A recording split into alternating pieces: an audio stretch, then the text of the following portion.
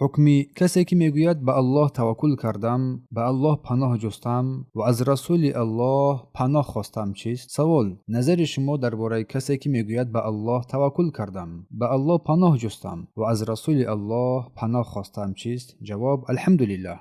اما گفتنی به الله ایمان آوردم و بر او توکل کردم و با او پناه بردم، این هیچ مشکلی ندارد. این حالت هر یک مؤمن مسلمان است که باید به الله توکل نماید، به او ایمان داشته باشد و به او پناه برده شود. اما گفتنی از رسول الله پناه خواستم، این سخنان ناصحیح و نادرست است. پناه بردن به پیامبر صلی الله علیه و سلم بعد از وفاتش جایز نیست، اما وقتی زنده بودن او اگر شخص در کاری که پیامبر قادر بود آن را انجام دهد از او کمک خواستن، این امر جایز و رواست. الله میفرماید: ولو انهم اذ ظلموا انفسهم جاءوك فاستغفروا الله واستغفر لهم الرسول لوجدوا الله توابا رحیما. اگر آنها چون به خود ستم کردند و نزد تو ای رسول ای محمد آمدند و از الله آمرزش میخواستند و پیامبر هم بر آنها طلب آمرزش میطلبید، البته که الله توبه‌پذیر و مهربان است. سوره نساء آیت